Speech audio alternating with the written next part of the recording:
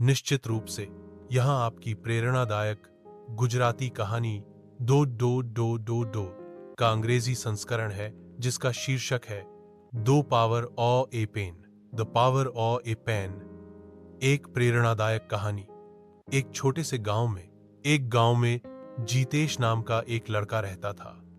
उसके परिवार की आर्थिक स्थिति बहुत खराब थी।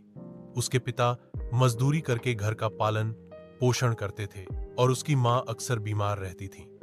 मुश्किलों के बावजूद जीतेश के पास पढ़ने और लिखने का गहरा प्यार। उसके पास नई किताबें नहीं थी, स्टाइलिश स्कूल बैग नहीं था, यहां तक कि एक उचित लंच बॉक्स भी नहीं था।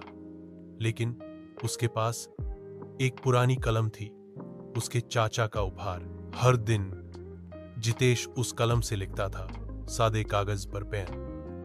उसने निबंध, कविताएं और कभी छोटे लेख भी लिखे, जिन्हें वह स्कूल के सूचना पट पर चिपका देता था। धीरे धीरे गांव के लोगों ने उसके लेख पढ़ना शुरू कर दिया। शिक्षक, उसके स्कूल में उसके साथियों ने भी उसकी प्रतिभा की सराहना की। एक दिन उन्होंने उसे एक जिला स्तरीय लेखन प्रतियोगिता में भाग लेने के लिए प्रोत्साहित किया। जितेश ने अपनी कहानी, जिसका शीर्षक था बदलता गांव, प्रस्तुत की, जो लिखी गई थी उसी पुराने पेन से। कहानी ने पाठकों का दिल छू लिया। उसने प्रथम पुरस्कार जीता, एक छात्रवृत्ति और शहर में पढ़ाई करने का अवसर। वह पेन जो कभी एक साधारण वस्तु लगता था, अब कलम उसके जीवन को बदलने वाला और बन गई है। आज जितेश एक प्रसिद्ध लेखक हैं। वह कहते हैं, एक कलम सिर स्याही नहीं रखती, यह एक सपने की शुरुआत रखती है।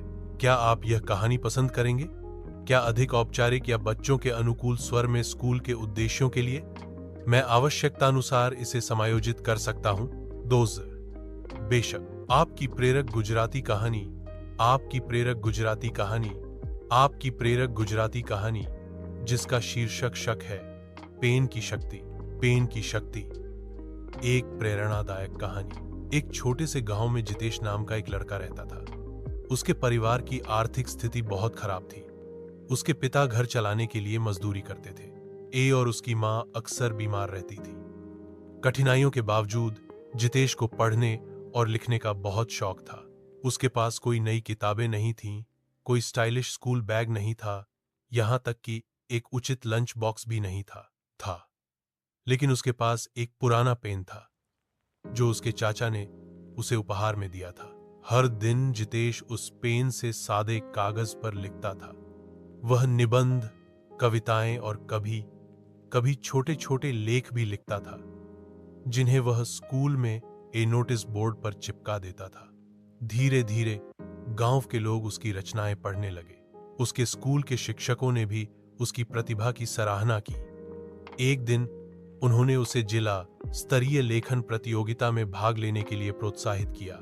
जितेश ने उसी पुरानी कलम से लिखी अपनी कहानी बदलता गांव प्रस्तुत की। कहानी ने पाठकों के दिलों को छू लिया।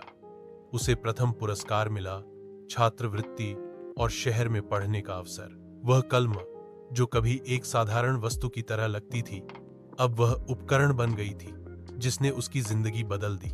आज जितेश एक प्रसिद्ध लेखक हैं। वे कहते हैं, एक कलम में सिर्फ स्याही नहीं होती, इसमें एक सपने की शुरुआत होती है।